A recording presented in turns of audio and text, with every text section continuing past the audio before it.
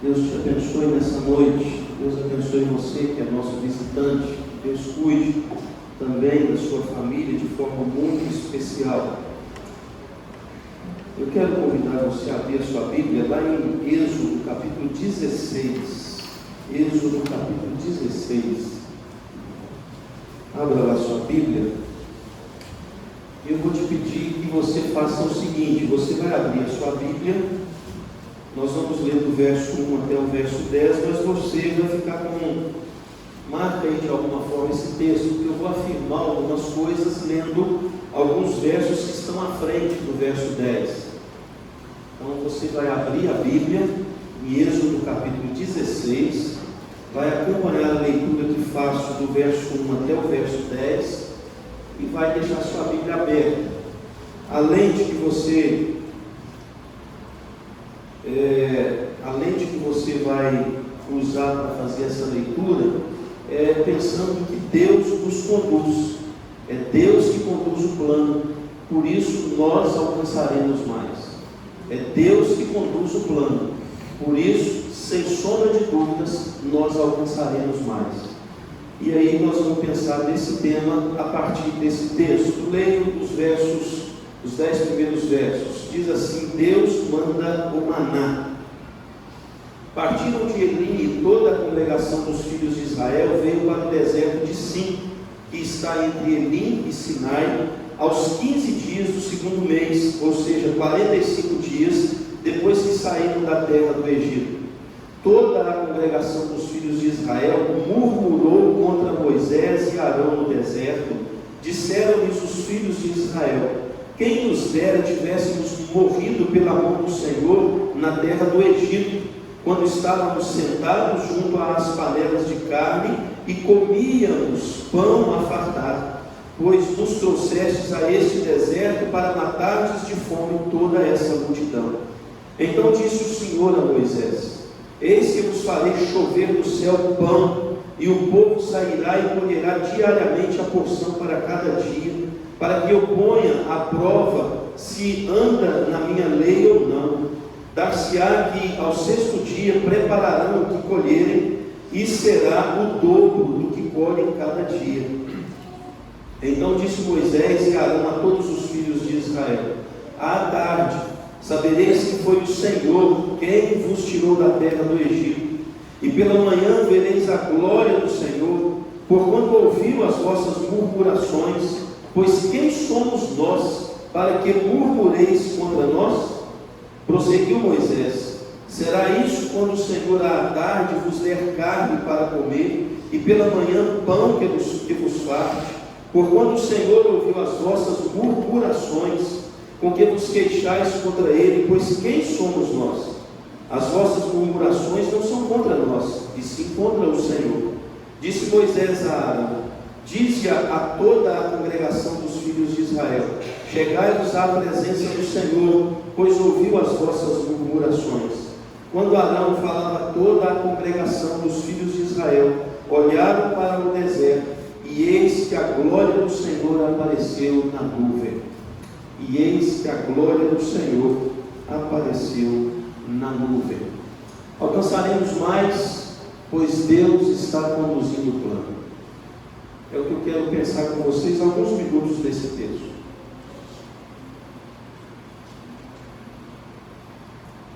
Foi a pior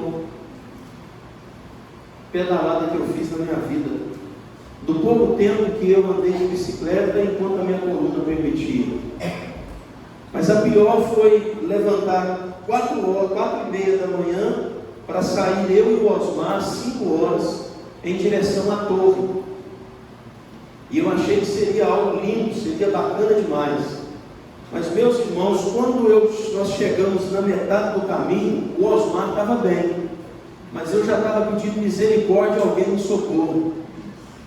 E o meio do caminho ainda era muito tranquilo, porque quando nós chegamos lá mais próximo mesmo do morro que conduzia até a torre, era algo que dava vontade já de chorar, não era nem pedir misericórdia mais. Naquele tempo, o calçamento que vai até lá em cima na torre, estava tudo arrebentado por causa de chuvas fortes que tinham acontecido meses antes. Então chegou um momento que eu já estava com dificuldade de pedalar, eu já estava cansado, eu já estava meio que com câimbras, e de repente nós temos que andar mais ou menos 4 quilômetros agora a pé, empurrando a bicicleta. E empurrando a bicicleta com cuidado para a gente não se machucar naquelas pedras que estavam todas mexidas ali na estrada. E meus irmãos, quando nós conseguimos chegar lá em cima, aquilo para mim foi uma vitória, não porque eu estava lá em cima, porque eu estava vivo. Só de estar vivo naquela manhã, para mim já era um grande lucro. Foi assim, a pedalada mais difícil, e eu falei, olha, numa dessa aqui, nunca mais eu vou me aventurar. Isso aqui é demais para mim. Só que em contrapartida, quando nós chegamos na última estrada, antes de tomarmos o morro que conduz à torre, meus irmãos, eu olhei para o lado de baixo, aí nós estávamos já por cima das nuvens, e foi a visão mais linda que eu vi, eu por cima das nuvens, vendo aquela beleza, aquela criação perfeita de Deus. E quando eu cheguei lá na torre, aí eu vi o sol nascendo por cima das nuvens, e foi a imagem agora mais bonita que de fato eu já vi da natureza na minha vida. Se você for na minha sala ali na igreja, você vai ver que eu tenho algumas fotos que eu tirei quando nós estávamos por cima das nuvens. E foi a coisa, meus irmãos, de maior expressão da criatividade e da perfeição do Deus que criou todas as coisas. Se por um lado foi um sofrimento terrível, por um outro lado eu tive a oportunidade de ver a imagem mais bonita que ainda passeia pela minha mente. A grande questão, meus irmãos, que essa minha ida à torre representa a nossa trajetória de vida. A nossa trajetória de vida é exatamente a configuração desse momento que eu passei para vocês naquela experiência da pedalada indo até a torre. Você, para chegar a alguns movimentos de beleza, para você chegar a algumas realidades de edificação, geralmente é necessário ter que ter a sabedoria para vencer os sofrimentos que levam até esse ambiente. A vida de todos os seres humanos não é vivida dentro de uma redoma de vidro. A vida de todos os seres humanos é vivenciada diante de grandes desafios. Às vezes desafios menores, às vezes desafios extraordinários que nós não sabemos como lidar com eles. O fato é que para ter uma visão bonita como aquela que eu tive, eu precisei passar primeiro pelo sacrifício da pedalada, e assim talvez seja para nós encontrarmos de fato essa completude do plano de Deus que vai nos conduzir a alcançarmos mais na nossa história. Deixa eu dizer para vocês, meus irmãos, na caminhada com Deus, a caminhada de fé, a caminhada espiritual, não é simples para ninguém. Não é simples para ninguém. Nós já aprendemos um princípio. O crente não pode viver triste, mas o crente vai ter momentos de tristeza. A nossa vida com Deus é composta de momentos de muita felicidade, de momentos de celebrações, mas também tem a composição de momentos que são desafiadores. É desafiador você manter intacta a sua fé. É desafiador você manter a sua vida devocional. Hoje tivemos uma prova aqui, ao vivo e a cores e ao vivo, né? Ao vivo e a cores. Quando eu perguntei qual é a família que consegue fazer todos os dias com facilidade o seu momento devocional com todos os componentes da casa sentado ao redor da mesa. Meus irmãos, a gente manter a vida devocional, leitura das Escrituras, oração em dia, é desafiador para todo mundo. Você sair todos os dias para o seu trabalho, é um desafio atrás do outro. Às vezes um dia é muito bom, você dá conta de tudo, você volta feliz, soltando fogos de artifício. Outros dias você volta com uma tristeza na alma, você volta frustrado porque você não conseguiu caminhar para frente, foi perturbador todos os relacionamentos daquele dia, as coisas não deram certo, e você tem que se renovar na noite, para que no outro dia você esteja lá no mesmo ambiente, talvez com as mesmas pessoas. Meus irmãos, para os pais aqui, tem um desafio maior do que educar os filhos nos tempos de hoje. Penso que todo pai falou isso nos tempos de hoje, mas nós que estamos agora como pais nessa geração, nesse momento, é desafiador cuidar do coração dos nossos filhos. Primeiro, que é desafiador sermos o exemplo de cristãos que precisamos ser para eles. Segundo, de nós pararmos de cobrar mais e investirmos mais. Terceiro, é que o mundo luta contra o coração deles de uma forma intensa e muito dura. É ditatorial a forma que o mundo está lutando contra o coração dos nossos filhos, em todas as vertentes, em todas as vertentes. Se você pega o Ministério de Educação, você vai ver que cada lei que é aprovada pelo Ministério da Educação, pelo MEC, hoje tendem a lutar contra a fé que está no coração dos nossos filhos, tendem a lutar contra a família que Deus promove nas Escrituras Sagradas. É desafiador, meus irmãos, vivermos como família segundo a vontade de Deus. É desafiador nesse tempo de muitas enfermidades. Quantas pessoas nos últimos dias, quantos irmãos nossos nos últimos dias precisaram ficar em casa por causa de uma enfermidade e não vieram cultuar a Deus junto conosco? É desafiador você andar nessa vida. É uma maratona andar nessa vida. É uma pedalada difícil. Mas no final de cada pedalada, Deus vai nos dar os vislumbres daquilo que Ele está conduzindo. Ele está conduzindo para uma vitória perfeita. Deus está nos conduzindo dia a dia, de vislumbre a vislumbre, para que a gente possa alcançar aquilo que Ele já tem preparado para a minha vida e para a sua vida. Meus irmãos, nessa noite é isso aqui que eu aprendo com esse texto. Nós alcançaremos mais, pois Deus está conduzindo o plano. O povo de Israel não entendeu isso. O povo de Israel não compreendeu as lições que precisariam ser aprendidas nessa companhia com o Deus Todo-Poderoso. O texto que nós lemos está no enredo. Esse enredo, depois de 45 dias, de tudo que tinha acontecido lá no Egito, de toda a manifestação do poder de Deus contra Faraó, contra o exército de Faraó, contra o Mar Vermelho, contra situações que vieram já no início da caminhada dentro do deserto. O povo agora, 45 dias depois, olha para o que está acontecendo naquele exato momento e murmura contra o Senhor. E aí, meus irmãos, eu quero aprender com vocês apenas dois movimentos aqui desse texto. Os dois movimentos o texto apresenta para mim, revela para mim quem nós somos, mas o texto também revela para nós quem o nosso Deus é. Primeiro ele revela quem nós somos. Eu quero que você leia aí versos 1, 2 e 3. Olha aí o que nós precisamos compreender dessa nossa caminhada com o Deus Todo-Poderoso. Vamos ler versos 1 a 3, vamos lá? Partiram de Elim, e toda a congregação dos filhos de Israel veio para o deserto de Sim, que está em Elim, Sinai, aos 15 dias do segundo mês, depois que saíram da terra do Egito. Toda a congregação dos filhos de Israel murmurou contra Moisés e Arão no deserto.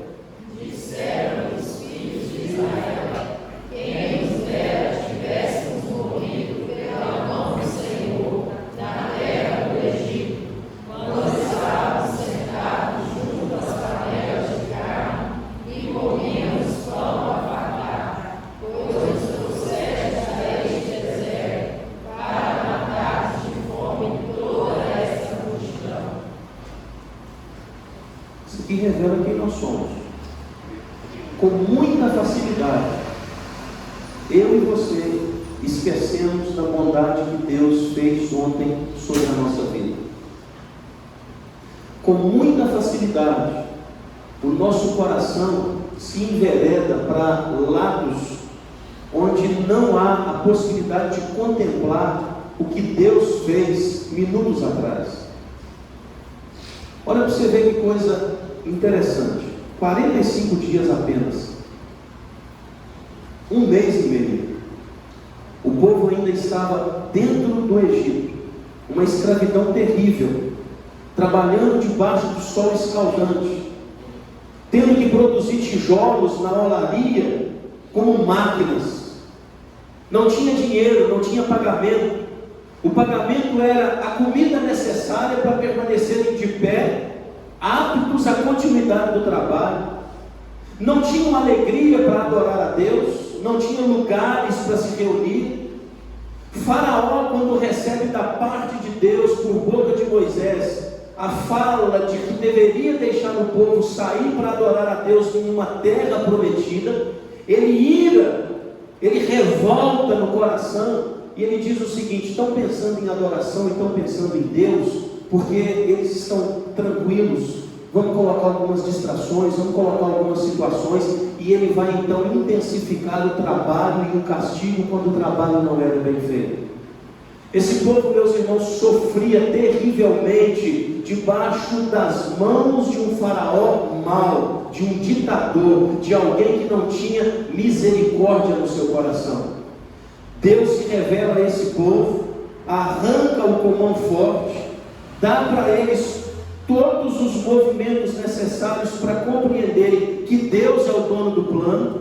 Eles experimentam isso nas 10 pragas, experimentam isso no grande milagre do mar se abrir, experimentam isso com relação às águas amargas que Deus já havia, através de uma árvore morta, purificado e trazendo assim a possibilidade de beber e saciar a sede. Deus já havia providenciado a nuvem para protegê-los durante o dia e durante a noite. Deus já havia se revelado de uma forma extraordinária para o povo de Israel. Só que quando vem um pequeno quebra-mola, o povo se volta contra Deus e murmura contra o Senhor.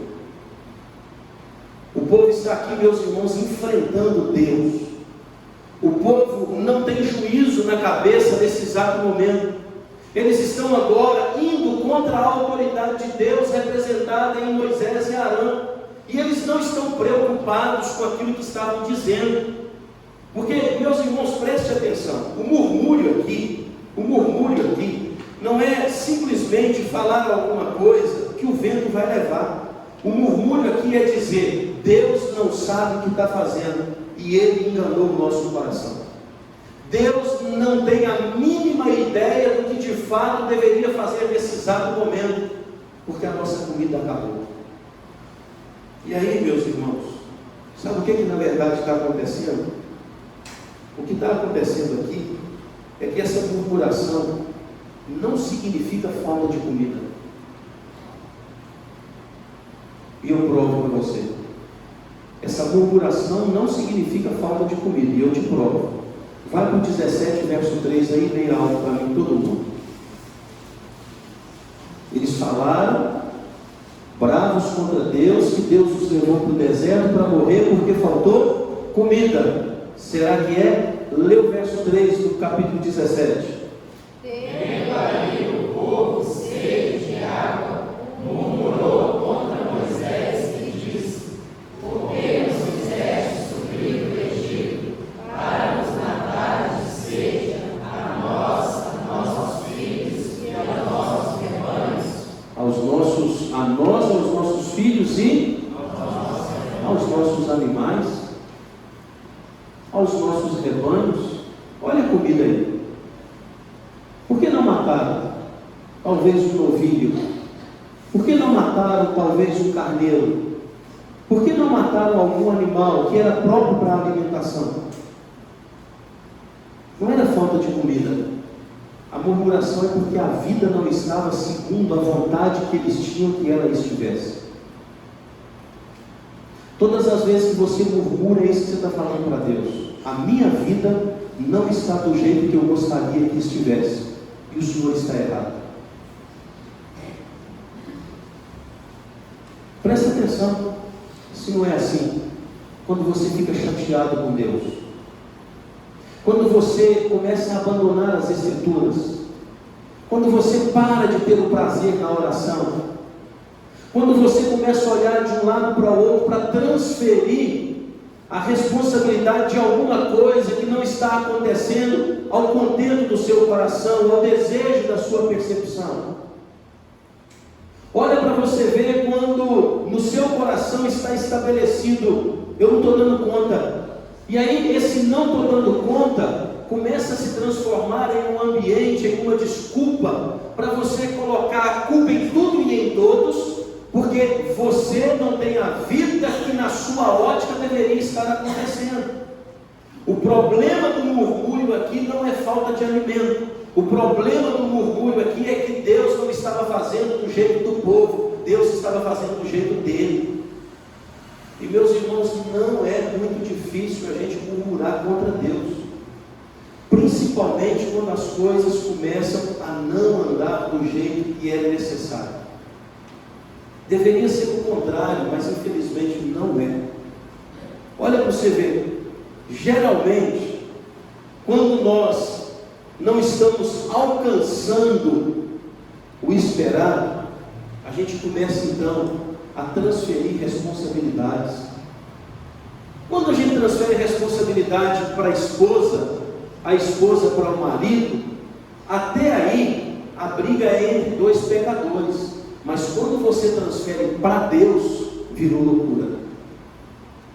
Esse povo esquece do cuidado de Deus e dos milagres e cai na loucura de colocar Deus contra a parede, dizendo que Deus se esqueceu dele, povo, dizendo que Deus falhou no projeto, na arquitetura, que Deus não estava dando conta, que Deus estava perdido e não sabia o que fazer. Você já teve momentos assim na sua vida? Nada vai, nada rompe, nada dá certo. Meus irmãos, eu já tive um monte de vezes assim. Você batalha, você faz, você luta, você tenta, você arquiteta e a coisa não funciona. Aí você começa então a se perder no meio desse plano que não vinga, no meio dessa necessidade que não está encontrando o movimento para saná-la. Você quer ser responsável, você quer ser justo, honesto, você quer fazer as coisas direito, você quer tratar a vida com responsabilidade, mas quando as coisas não acontecem, aí não é muito incomum, é muito comum a gente começar a se perder na fragilidade do nosso próprio pensamento, na fragilidade da nossa própria habilidade, do nosso braço que é curto, o nosso braço que é ferido, o nosso braço que geralmente é frágil. É o que esse povo está fazendo aqui. E olha que coisa interessante, a transferência é para Moisés e Arão.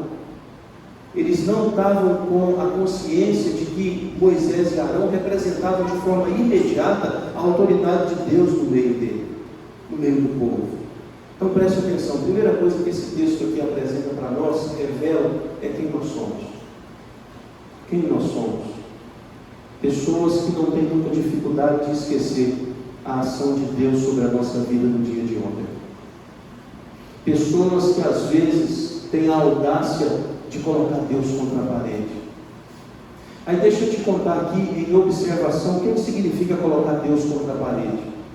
É quando no meio, é quando no processo você tenta dar uma ajuda de forma furtiva.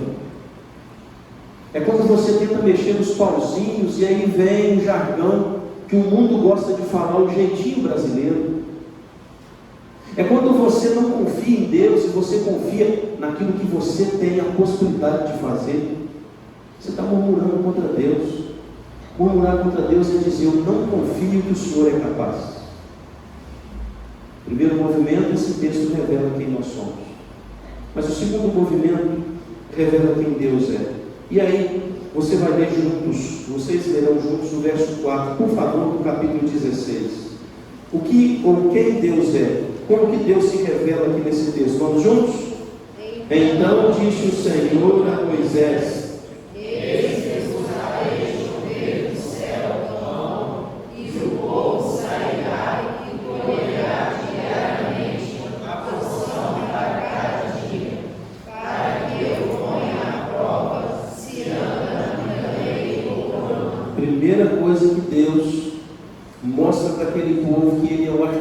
do plano. Olha que coisa interessante. O povo não está orando. O povo não está clamando.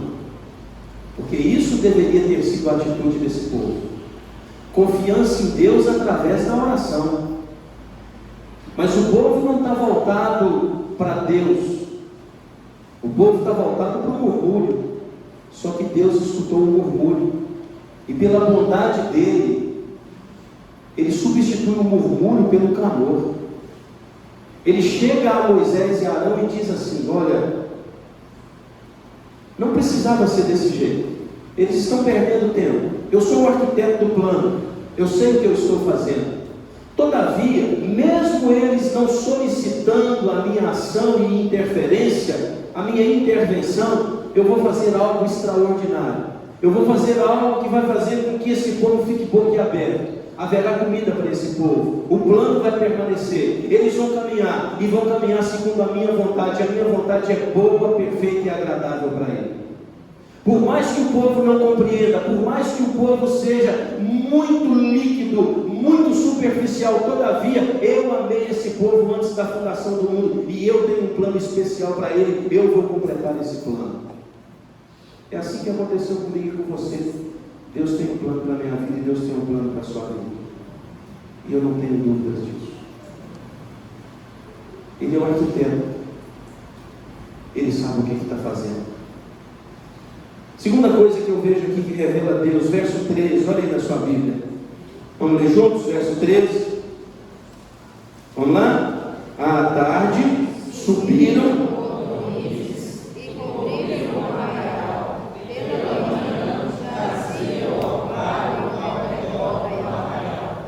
Deus revela que Ele é maior que as previsibilidades humanas. Eles queriam apenas um pouco de comida.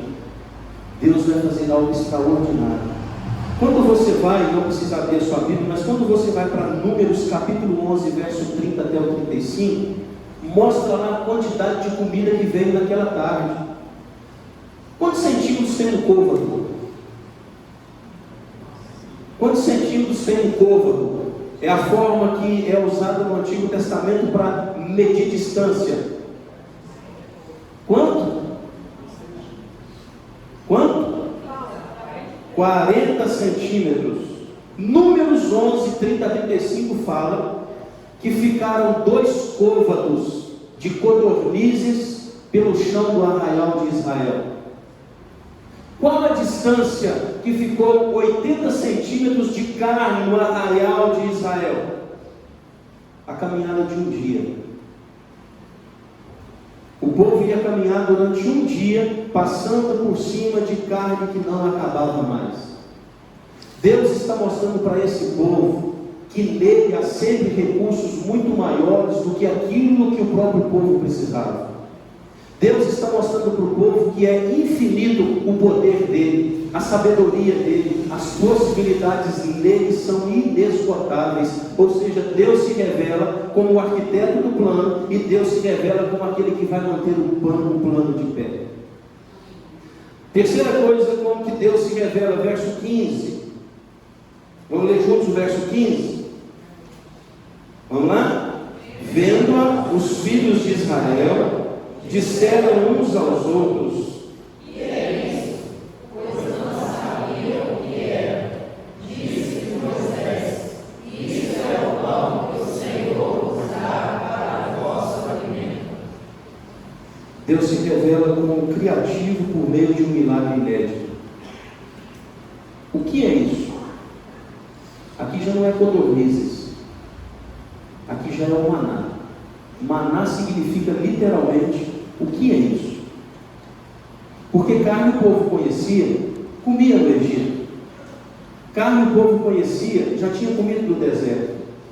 Agora o maná era um milagre inédito. O maná era algo desconhecido. O maná era uma farinha especial que caía do céu. E essa farinha, a Bíblia fala que tinha gosto de mel. E o povo usava essa farinha para fazer pão. E esse pão acompanhou o povo por quanto tempo? Por quanto tempo? Não, vocês erraram. Vocês erraram. O pão acompanhou o povo dentro da arca também. Lembra? A arca da aliança, presença de Deus. Estava dentro da arca aquilo que de mais extraordinário o povo tinha experimentado nessa trajetória com o seu Deus. Dentro da arca estava, meus irmãos, em uma pequena vasilha, um pouco do maná. Sabe por quê? Porque o maná era tão extraordinário, era um milagre tão diferente, que acompanharia o povo até a chegada do pão vivo que desceria do céu para alimentar eternamente os filhos de Deus.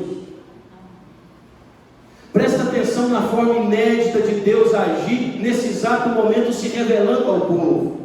É mais ou menos ele virando para o povo e dizendo assim: sabe esse milagre da carne?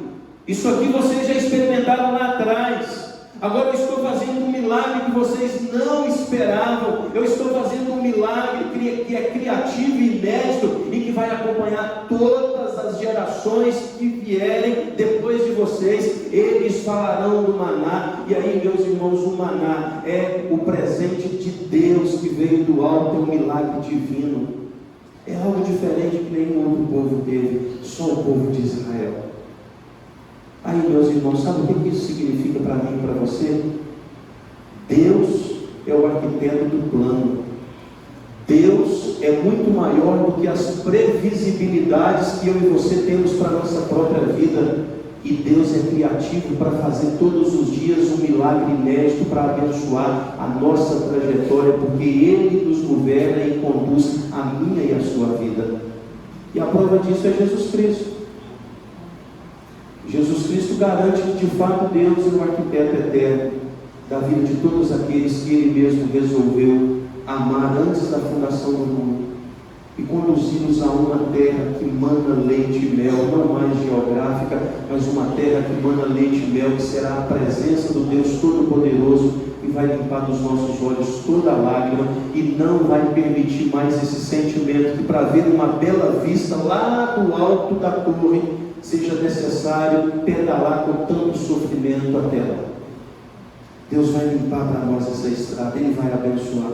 Não vai faltar mais comida, não vai faltar mais nada, porque nós seremos em Cristo plenos de toda a sabedoria, plenos, meus irmãos, de toda a satisfação. Deus revela para nós que Ele é o arquiteto do plano, Ele governa a sua vida, Ele tem a sua vida no coração dEle. Louvado seja Deus. O que você está precisando? Ele é maior do que essa necessidade que você tem. O que você está precisando? Ele é maior. É algo inédito que tem que acontecer? Ele é bom para fazer coisas inéditas. Ele é bom para fazer coisas inéditas. Eu quero concluir com essa pergunta: como é que está a sua trajetória? Onde você está? O que está acontecendo? Como é que está a sua casa, o seu casamento? Como é que está o seu coração? Repito, só muda o endereço, mas todos nós passamos pelas mesmas coisas. Às vezes com intensidades iguais, às vezes maiores ou menores, mas todos nós estamos em uma vida que é vivida ao vivo e a cores. Sabe o que faz diferença? É como você se comporta diante das Sagradas Escrituras. É como você absorve aquilo que te é ensinado. É como você se propõe em sair de um culto. É o tempo que você passa orando ao Senhor no secreto, falando com Deus na sua vida particular. E eu quero dizer para vocês que eu tinha conseguido comprar uma bicicleta na Bacia das Almas, como diz em Pedra Bonita, de um primo que se eu fosse comprar nova, era R$25 mil. E eu consegui comprar por muito menos do que isso, trocando uma outra que eu tinha. Então o meu problema naquela experiência não era a máquina, era quem utilizava a máquina. Faltou força, faltou habilidade, faltou destreza, faltou às vezes até vontade de continuar, porque por várias vezes a minha vontade era voltar. O Osmar que segurou meu coração no propósito. E por causa do Osmar e do propósito, eu tive as melhores e mais belas imagens que eu guardo na minha memória. Como é que você está lidando com a sua vida nesse deserto chamado existência? Deus está aqui, meus irmãos. Deus está aqui.